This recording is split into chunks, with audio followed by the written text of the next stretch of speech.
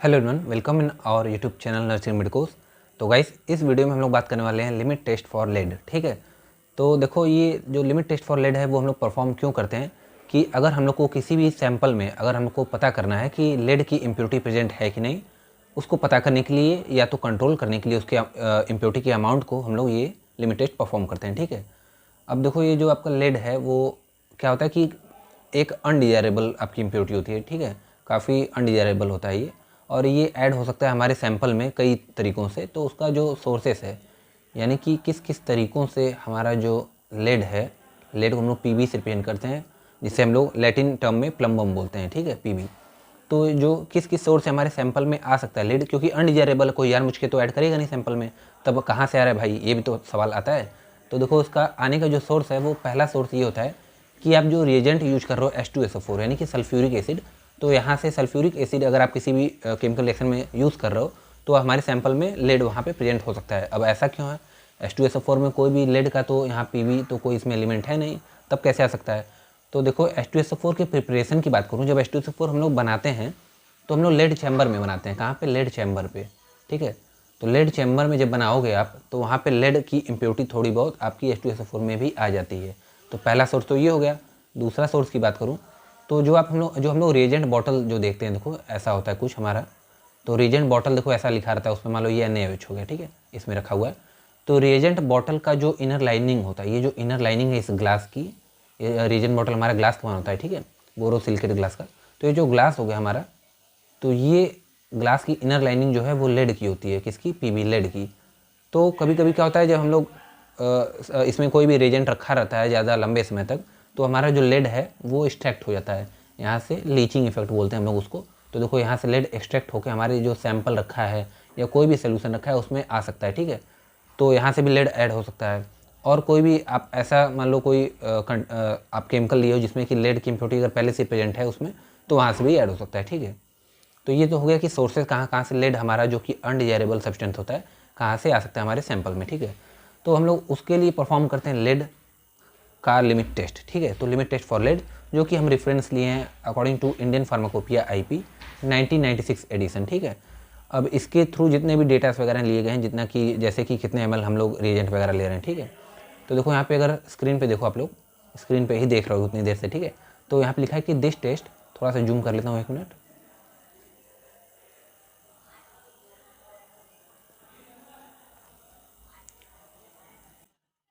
देखो लिखा है कि this test is carried out for controlling the lead impurity in an inorganic substance. किसी भी इनऑर्गेनिक सब्सटेंस में लेड की इम्प्योरिटी को कंट्रोल करने के लिए हम लोग लिमिट टेस्ट परफॉर्म करते हैं, या तो किसी भी सैंपल में पता करने के लिए कि लेड की इम्प्योरिटी प्रेजेंट है कि नहीं। ठीक है, लेड की इम्प्योरिटी बोलो या तो लेड प्रेजेंट है कि नहीं, इसलिए हम लोग लिमिट टेस्ट परफॉर्म करते हैं। अब देखो जितने भी हम लोग लिमिट टेस्ट इसके पहले बात की, जैसे limit test for chloride, for sulphate and for iron, तो ये सब हम लोग नेस्लर सिलेंडर परफॉर्म करते थे। कहाँ पे, नेस्लर सिलेंडर में। ये आपको पता होगा, नहीं पता है तो वीडियो मेरी देख लो। ठीक है, तो नेस्लर सिलेंडर में परफॉर्म किया जाता था ये सब लिमिट टेस्ट। लेकिन अगर लेड की बात करूँ, इसका लिमिट टेस्ट परफॉर्म करने के लिए हम लोग सेपरेटिंग फनल यूज करते हैं। क्या करते हैं, सेपरेटिंग फनल। देखो लिखा है परफॉर्म्ड इन सेपरेटिंग फनल। अब माइंड में आना चाहिए कि सेपरेटिंग फनल कैसा होता है, क्योंकि नेस्लर सिलेंडर तो मैं आपको बताया था, देखो ऐसा होता है टेस्ट ट्यूब की तरह, लेकिन बेस इसका जो होता है फ्लैट होता है। अब सेपरेटिंग फनल की बात करूँ तो यहाँ पे देखो फिगर में आपको दिखाता हूँ। तो देखो हमारा सेपरेटिंग फनल कुछ ऐसा होता है। ठीक है, ये आपको यहाँ पे, ये ग्लास का बना होता है, ग्लास वेयर बोलते हैं हम लोग उसको, ग्लास का बना होता है। ठीक है, बोरोसिलिकेट ग्लास का, जो कि डिफरेंट डिफरेंट वॉल्यूम्स का हो सकता है। यहाँ पे एक देखो, यहाँ पे स्टॉपर लगा होता है। देखो थोड़ा सा अगर ये करूँ स्क्रॉल, तो इसको हम लोग ओपन करते हैं जब, तो यहाँ से आपका जो भी यहाँ सोल्यूशन या सैंपल रखे होगे वो आपका नीचे गिरने लगता है। ठीक है, या कंटेनर रख लो तो कंटेनर में आप यहाँ पे ले सकते हो। अब सेपरेटिंग फनल का अगर मैं यूज पूछूँ आपसे कि यूज क्या है सेपरेटिंग फनल का, ठीक है, सेपरेटिंग नाम से अगर आप पता करो तो सेपरेटिंग यानी अलग करना। तो हमारे जैसे अगर ऑयल और वाटर का अगर कोई मिक्सचर है, ठीक है, ऑयल और वाटर है, उसको मान लो अगर आपसे गलती से अगर ऑयल में गिर गया है वाटर में, ठीक है, तो उसको आपको अगर सेपरेट करना है तो क्या करोगे आप, सेपरेटिंग फनल की हेल्प से सेपरेट कर सकते हो। कैसे, ये देखो सेपरेटिंग फनल है ऐसा। ठीक है, यहाँ स्टॉपर लगा है मान लो, तो यहाँ पे मान लो ऑयल और वाटर है, तो ये मान लो ये वाटर का लेयर हो गया, और ऑयल का लेयर में मान लो येलो कलर से ऐसे दिखा देता हूँ। ठीक है, तो आपको पता है ऑयल की डेंसिटी हल्की होती है इन कंपेयर टू वाटर, सो ये आपका ऊपर यहाँ पे फ्लोट करेगा। ठीक है, तो हम लोग क्या करेंगे कि यहाँ से स्टॉपर को ओपन करेंगे। ठीक है, एक कंटेनर ले लेंगे और यहाँ पे इसको वाटर को यहाँ पे एक्सट्रैक्ट कर लेंगे, ठीक है, निकाल लेंगे इस कंटेनर में। तो आपका बस लास्ट में क्या होगा कि बस यहाँ पे ऐसा कुछ बचेगा, देखो ऐसा, बस यहाँ पे ऑयल का लेयर बचेगा। जहाँ पे ऑयल का लेयर आने वाला रहेगा हमारे कंटेनर में, वहाँ पे तुरंत स्टॉपर को बंद कर देंगे, स्टॉप कर देंगे, तो हमारे सेपरेटिंग फनल में बस ऑयल बच जाता है। तो बेसिकली एक ये यूज आपका ये हो गया सेपरेटिंग फनल का कि ऑयल एंड वाटर के मिक्सचर को या डिफरेंट इमिसिबल सब्सटेंस, ऐसे सब्सटेंस जो मिक्स नहीं हो पाते हैं लिक्विड सब्सटेंस, उनको सेपरेट करने में हेल्प करता है ये सेपरेटिंग फनल। और क्योंकि अब आप लिमिट टेस्ट पढ़ रहे हो तो ये लिमिट टेस्ट फॉर लेड में भी यूज किया जाता है, ठीक है। ये आपका यूजेस हो गए सेपरेटिंग फनल के। अब अगर मैं बात करूँ, ठीक है, लेड की थोड़ा सा, तो लेड आपको जैसा मैं बताया एक अनडिजायरेबल सब्सटेंस है यार, ठीक है। देखो यहाँ पे lead is most undesirable substance. The most common source क्या होता है, डिफरेंट 3 सोर्स में आपको बता दिया। तो यहाँ पे देखो क्या है source, in medicinal substance is due to, कोई भी मेडिसिनल सब्सटेंस आप प्रिपेयर भी कर रहे हो तो वहाँ पे कहाँ से आ सकता है, due to presence in storage container. कभी कभी क्या होता है कि आप स्टोरेज कंटेनर जो आप यूज़ कर रहे हो मेडिसिन वगैरह को रखने के लिए, उसमें भी आपका लेड का वो कंटेनर बना होता है, तो वहाँ से भी आ सकता है, ठीक है। यहाँ पर ग्लासेस वगैरह जैसे बोरोसिलिकेट ग्लास आपको मैं बता दिया, ठीक है। तो अब रिएक्शन और प्रिंसिपल की बात करते हैं कि लिमिट टेस्ट जो लेड का है उसका रिएक्शन क्या है और प्रिंसिपल क्या है। तो देखो रिएक्शन की बात करूँ तो लेड जो होता है आपका Pb+2 वो रिएक्ट करता है, हम लोग रिएक्ट कराते हैं डाईथाइजोन से, जिसका दूसरा नाम डाईफिनाइल थायोकार्बाजोन होता है। क्या होता है, डाईफिनाइल थायोकार्बाजोन, ये आपका एक रिएजेंट होता है, ठीक है। अब अगर मैं बात करूँ डाईफिनाइल थायोकार्बाजोन की, तो ये आपका एक ब्लैक कलर का पाउडर लाइक होता है आपका, ठीक है, जो कि इनसोल्यूबल होता है वाटर में। ये कैसा होता है, इनसोल्यूबल होता है वाटर में। तो इसको सोल्यूबल करने के लिए क्या करते हैं हम लोग, ऐसा सॉल्वेंट यूज करेंगे जिसमें सोल्यूबल हो जाए, तो हम लोग क्लोरोफॉर्म यूज करते हैं। क्या यूज करते हैं, क्लोरोफॉर्म यूज करते हैं। इसमें ये जो ब्लैक कलर का ये जो डाइथाइजन पाउडर होता है क्लोरोफॉर्म में सोल्यूबल तो हो जाता है, लेकिन कलर चेंज कर देता है, ब्लैक कलर से किस में कन्वर्ट हो जाता है, ग्रीन कलर में, ठीक है। तो अगर मैं आपसे पूछूं डाइथाइजन किस कलर का होता है क्लोरोफॉर्म सोल्यूशन में, तो आप बोलोगे कि ग्रीन कलर का होता है, ठीक है। और हम लोग डाइथाइजोन को यानी डाइफिनाइल थायोकार्बाजोन को रिएक्ट कराते हैं लेड के प्रेजेंस में, in the presence of alkaline medium, ठीक है। लेड से रिएक्ट कराएंगे डाइथाइजोन को अल्कलीन मीडियम यानी कि बेसिक मीडियम में, अमोनिया यूज़ कर लेंगे बेसिक मीडियम बनाने के लिए, ठीक है। तो क्या बनता है हमारा डाइथाइजोन लेड का कॉम्प्लेक्स बनता है, ठीक है, जो कि वायलेट कलर का होता है। अब देखो थोड़ा सा स्ट्रक्चर की अगर मैं बात करूँ कैसा होता है आपका स्ट्रक्चर किसका, डाइथाइजोन का। तो डाइथाइजोन का दूसरा नाम होता है डाईफिनाइल थायोकार्बाजोन। तो दूसरा जो नेम है इसका ये याद करो, तो इससे आपको स्ट्रक्चर याद आएगा, डाईफिनाइल थायो कार्बाजोन, ठीक है। इसका देखो तो डाईफिनाइल यानी 2 फिनाइल ग्रुप होंगे यानी C6H5 यानी कि 2 बेंजीन रिंग लगे होंगे, थायो यानी हो गया सल्फर, कार्बा यानी हो गया कार्बन, और आइजोन यानी कि नाइट्रोजन वगैरह भी इसमें प्रेजेंट होगा, ठीक है। तो देखो स्ट्रक्चर कुछ ऐसा होता है, S डबल बॉन्ड C, ये हो गया ये आपको हो गया थायो कार्बाजोन, फिर यहाँ पे NH C6H5 ये हो गया फिनाइल, यहाँ पे H, फिर यहाँ पे N डबल बॉन्ड N, यहाँ पे C6H5, ये स्ट्रक्चर हो गया आपका डायथाइजोन का या तो डाइफिनाइल थायोकार्बाजोन का, ठीक है। शॉर्ट में अब हम लोग डायथाइजोन बोलते हैं इसको, ठीक है। तो ये स्ट्रक्चर हो गया। तो ये जब रिएक्ट करेगा लेड से तो इसका हम लोग 2 मोल लेंगे, कितना मोल, 2 मोल लेंगे इसका। तो 2 मोल लोगे तो रिएक्ट कैसे करोगे, कैसा जो लेड डायथाइजोन कॉम्प्लेक्स बनेगा वो वायलेट कलर का होगा, और कैसा स्ट्रक्चर बनेगा वो कॉम्प्लेक्स का।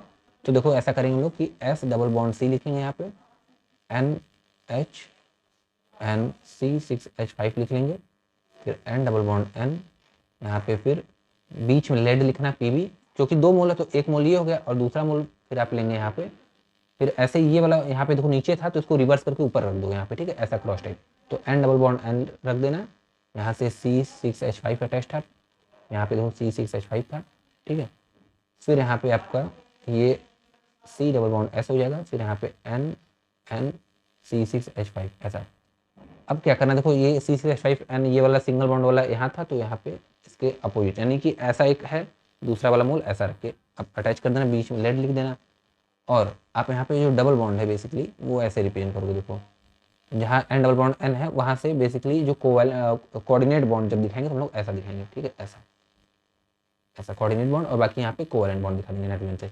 ये आपका कॉम्प्लेक्स बनेगा लेड डायथाइजोन कॉम्प्लेक्स, जो कि वायलेट कलर का होता है, ठीक। तो भी पूछ लेता है किस कलर का है, तो वायलेट कलर का। देखो यहाँ पे स्ट्रक्चर देख सकते हो आप लोग, यहाँ N डबल बॉन्ड N है, देखो यहाँ पे आपका ये कोऑर्डिनेट बॉन्ड हो गया C6H5, यहाँ पे देखो 4 C6H5 प्रेजेंट होंगे, ठीक है। यहाँ पे थोड़ा सा लग रहा है छूट गया, यहाँ पे लिख देना C6H5, ठीक है। तो ये हो गया आपका रिएक्शन, ठीक है। अब देखो प्रिंसिपल की बात करूँ, थोड़ा सा जूम करते हैं फिर प्रिंसिपल की बात करता हूँ यहाँ पे।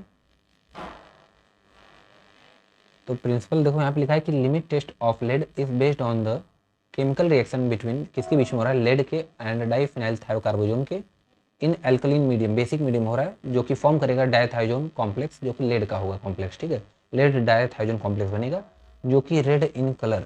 अब देखो यहाँ पे एक इमोजी बनाया हूँ मैं, ऐसा कुछ थोड़ा सा वो एक्साइटमेंट वाला बोल लो या तो थोड़ा सा आश्चर्य वाला है ये, ठीक है, कि रेड कलर क्यों होगा, क्योंकि अभी तो मैं जस्ट बात की आपसे कि लेड डायथाइजोन कॉम्प्लेक्स वायलेट कलर का होता है, तब हमारा जो सोल्यूशन का कलर है वो रेड क्यों हो रहा है, ठीक है।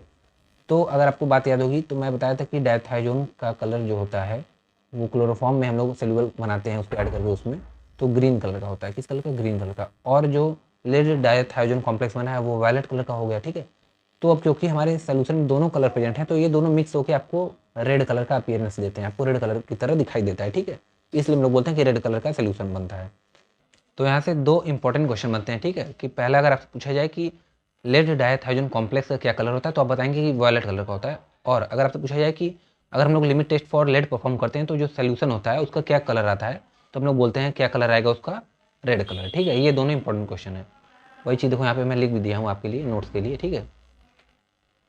देखो हाईलाइट कर देता हूँ कि डायथाइजोन इन क्लोरोफॉर्म में ग्रीन कलर का होता है, ठीक है, और लेड डायथाइजोन कॉम्प्लेक्स जो होता है आपका वो पर्पल या वायलेट कलर का होता है।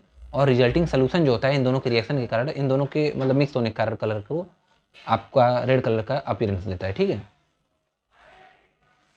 अब देखो हम लोग इसको परफॉर्म करने के लिए थोड़ा सा डिफरेंट डिफरेंट रिएजेंट भी प्रोसीजर में यूज करते हैं, ठीक है। जैसा कि to avoid interference by other metals and make the pH optimum, हम लोग रिएजेंट लाइक यूज करते हैं जैसे ammonium citrate, KCN and hydroxyl amine hydrochloride. यानी कि अमोनियम सिट्रेट लेते हैं, केसीएन और हाइड्रोक्सिल अमाइन हाइड्रोक्लोराइड क्या हो गया, यानी कि NH2OH.HCl, ये सब रिएजेंट हम लोग यूज करते हैं।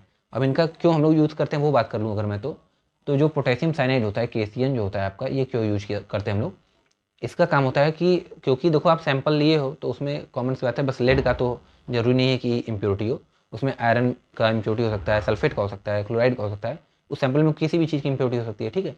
तो केसीएन क्या करता है, बाकी जितने भी इम्प्योरिटी है उसका कॉम्प्लेक्स फॉर्मेशन होने से रोकता है। अगर कॉम्प्लेक्स फॉर्म हो जाएगा तो डायथाइजोन के साथ अगर, तो उसका भी कलर अपीयर होगा कुछ ना कुछ, तो हमारे लिमिट टेस्ट को थोड़ा सा हैम्पर कर सकता है, खराब कर सकता है, ठीक है, थोड़ा सा मतलब समझ लो थोड़ा सा डिस्टर्बेंस कॉज कर सकता है, ठीक है।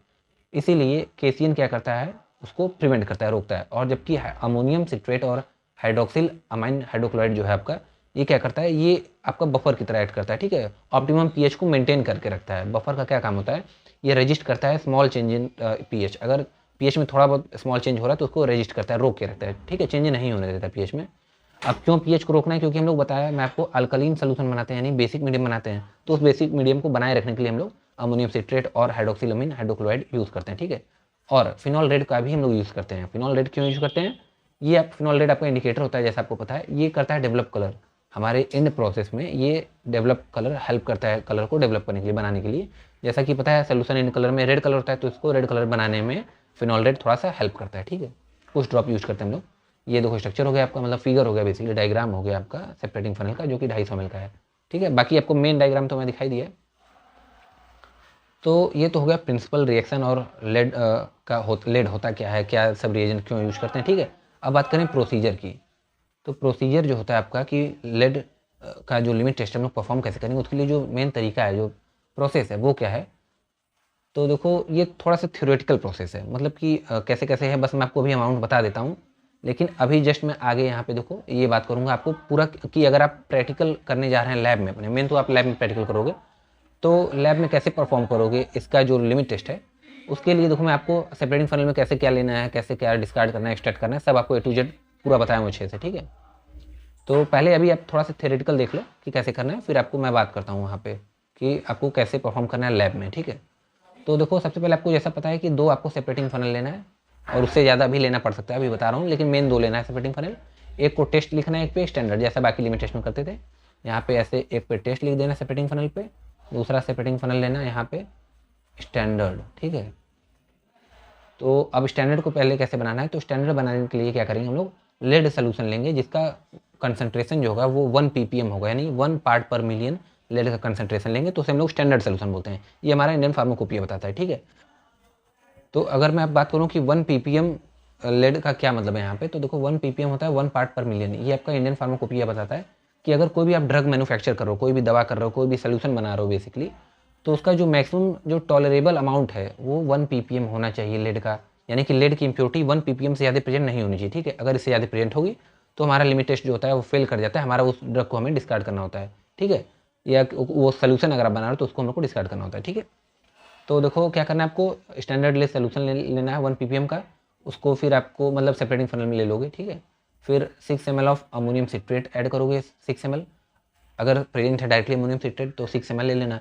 अगर नहीं प्रेजेंट है तो कैसे बनाओगे, 40 ग्राम यानी 40 ग्राम सिट्रिक एसिड लेना, क्योंकि सिट्रेट है तो सिट्रिक एसिड 90 ml वाटर में डिजोल्व करना और अमोनिया सोल्यूशन उसमें ऐड कर देना, ठीक है। तो 6 ml तो आपका अमोनियम सिट्रेट बनेगा, उसका 6 ml ले लेना। फिर 2 ml आपको पोटेशियम साइनाइड KCN का 2 ml लेना है। फिर 2 ml आपको हाइड्रोक्सिलअमीन हाइड्रोक्लोराइड यानी कि NH2OH.HCl का आपको 2 ml ले लेना है। फिर फ्यू ड्रॉप उसमें फिनॉल रेड डालना है। फिर सोल्यूशन को अल्कलीन बनाने के लिए अमोनिया सोल्यूशन डालेंगे। फिर एक्सट्रैक्ट करेंगे 5 ml of dithizone chloroform solution until it become green. फिर डाइथाइजोन का एक्सट्रैक्शन सोल्यूशन होता है, ठीक है, उसको आपको 5 ml पुट करना है उसमें। उसके बाद आपको डाइथाइजोन एक्सट्रैक्ट जो सोल्यूशन पुट किया उसको अच्छे से सेक करना है 30 मिनट के लिए यहाँ पे। फिर 30 ml नाइट्रिक एसिड डालना है उसमें 1% कंसनट्रेशन का। जब फिर क्लोरोफॉर्म लेयर जो फॉर्म होगा उसको डिस्कार्ड कर देना है, ठीक है। फिर एसिड सोल्यूशन में 5 ml आपको ऐड करना है डाइथाइजोन सोल्यूशन स्टैंडर्ड वाला। फिर 4 ml आपको अमोनियम साइनाइड ऐड करना है। फिर 30 मिनट के लिए सेक करना है। फिर ऑब्जर्व द कलर। अब आप सोचोगे इतना बड़ा बड़ा जल्दी जल्दी बता के हट गए भैया, आप क्या करेंगे, हम लोग समझ में आया नहीं, इसलिए मैं आपको बोला ये थ्योरेटिकल है, ठीक है। अभी आपको जब मैं अच्छे से अभी यहाँ पे देखो फिगर जो बनाया हुआ अच्छे डायग्राम, इसको मैं बताऊँगा तो आपको सभी मेथड अच्छे से पता चल जाएगा कि करना क्या है प्रोसेस, ठीक है। तो ये देखो बस थ्योरेटिकल के लिए बस लिख दिया था आपको समझाने के लिए जल्दी जल्दी, ठीक है, नोट्स के लिए।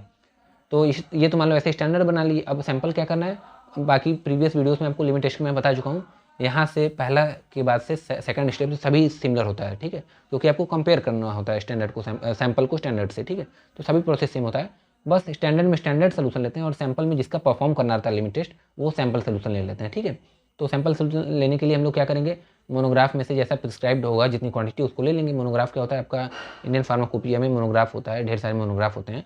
उसमें किसी भी एक पर्टिकुलर ड्रग है मान लो, उसका कंप्लीट इन्फॉर्मेशन, उसकी प्रॉपर्टी, उसका preparation, physical chemical property, boiling point, melting point, A to Z सभी उसकी नॉलेज प्रेजेंट होती है मोनोग्राफ में एक सिंगल ड्रग की, ठीक है। ये हो गया मोनोग्राफ। वहाँ से प्रिस्क्राइब आप देख सकते हैं कितना है, ठीक है। वहाँ से प्रिस्क्राइब अमाउंट में ले सकते हैं आप सैंपल का सेपरेटिंग फनल में। फिर वही 6 ml अमोनियम सिट्रेट, फिर 2 ml आपको पोटेशियम साइनाइड हाइड्रोक्सिलअमीन हाइड्रोक्लोराइड का 2 ml, फिर फिनॉल रेड ऐड करना है। फिर अल्कलीन सोल्यूशन बनाने के लिए अमोनिया ऐड करना है। फिर 5 ml डाइथाइजोन एक्सट्रैक्शन करना है, ठीक है। फिर सेक करना है अच्छे से उसको। फिर एसिड लेयर फॉर्म करने के लिए 30 ml आपको HNO3 डालना है 1% वॉल्यूम बाई वॉल्यूम कंसनट्रेशन का। फिर आपको डिस्कार्ड कर देना है क्लोरोफॉर्म लेयर को, ठीक है, एसिड। फिर सोल्यूशन में आपको स्टैंडर्ड डाइथाइजोन सोल्यूशन डालना है। फिर 4 ml ऑफ अमोनियम साइनाइड डालना है। फिर 30 मिनट के लिए सेक करना है। फिर ऑब्जर्व करना है कलर को, ठीक है। ये आपका हो गया बेसिकली सैंपल और स्टैंडर्ड बनाने का तरीका। अब देखो अगर आप मान लो लैब में गए, आपको परफॉर्म करना है ये लिमिट टेस्ट।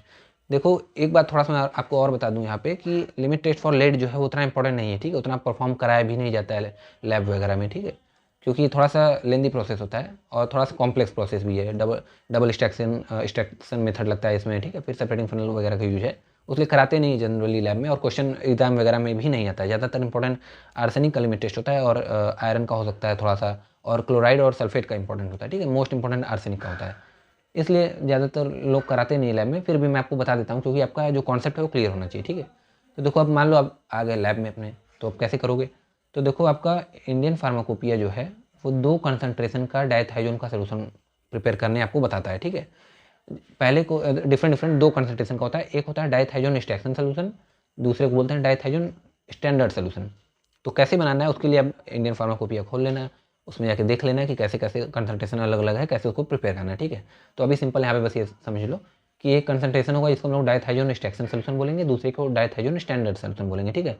अब ये स्टैंडर्ड सोल्यूशन वो वाला स्टैंडर्ड सोल्यूशन नहीं है जो हम लोग ऐड कर रहे हैं, मतलब जो हम लोग स्टैंडर्ड सोल्यूशन में ऐड करेंगे, ये नहीं, वो तो लेड का स्टैंडर्ड सोल्यूशन होता है। ये वाला स्टैंडर्ड सोल्यूशन हम लोग दोनों में ऐड करेंगे, सैंपल के प्रिपरेशन में भी और स्टैंडर्ड के भी, ठीक है। तो देखो क्या करना है, सबसे पहले आपको यहाँ पे आप लेंगे अपना सेपरेटिंग फनल, ये क्या है सेपरेटिंग फनल SF शॉर्ट में लिखता हूँ। सबसे पहले आपको सैंपल सोल्यूशन लेना है। अगर आप सैंपल प्रिपेयर कर रहे हैं, ठीक है, तो सैंपल सोल्यूशन ले लेना। और अगर आप स्टैंडर्ड प्रिपेयर कर रहे हो तो 1 ppm कंसंट्रेशन का लेड सोल्यूशन ले लेना, तो स्टैंडर्ड बन जाएगा, ठीक है, क्योंकि बाकी उसके आगे का सभी प्रोसीजर सेम है।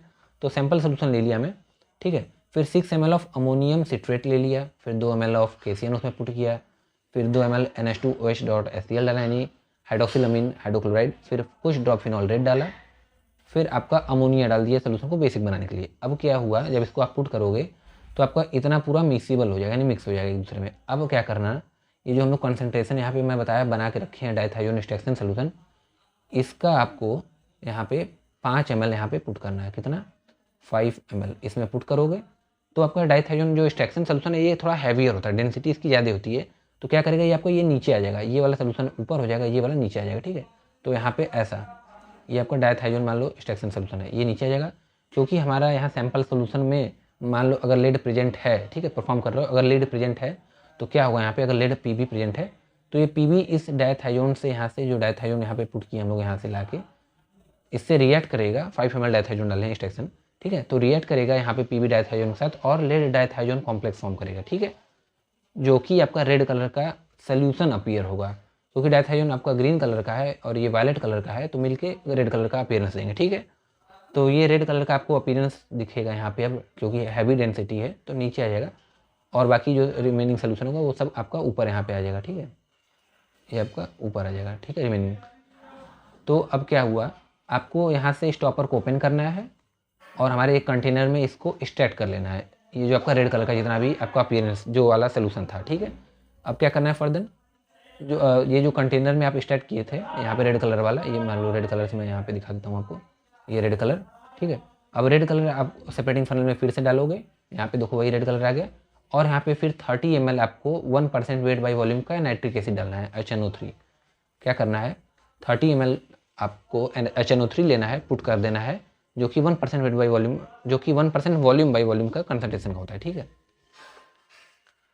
फिर देखो अब बात आई कि 30 ml कैसे बनाना है, तो देखो 30 ml आप HNO3 लेना, 70 ml वाटर में डिजोल्व कर देना, बन जाएगा आपका 30% weight by volume by volume. क्यों वेट बाई वॉल्यूम कब होता है, जब आपका मास जो होता है वो ग्राम में होता है। ठीक है, सॉलिड सब्सटेंस के लिए वेट बाई वॉल्यूम यूज करते हैं, वेट बाई वॉल्यूम जो वेट है वो सॉलिड सब्सटेंस के लिए, क्योंकि HNO3 आपका लिक्विड होता है इसलिए हम लोग वॉल्यूम बाई वॉल्यूम बोलते हैं। ठीक है, यहाँ वॉल्यूम होता है, तो 30 ml volume by volume 1% concentration का आपको ऐड करना है यहाँ पे, किसमें, ये जो आप ऊपर एक्सट्रैक्ट किए थे अभी जस्ट रेड कलर का आपका जो लेड डाइथायोन कॉम्प्लेक्स बना था। ठीक है, तो इसमें क्या होगा कि आपका जो लेड प्रेजेंट है इसमें कॉम्प्लेक्स में, इसमें ये आपका चला जाएगा एसिड वाले में। ठीक है, एसिड लेयर में, क्योंकि एसिड ऐड किया तो एसिड का लेयर फॉर्म होगा। ठीक है, तो एसिड लेयर में अब लेड प्रेजेंट हो जाएगा।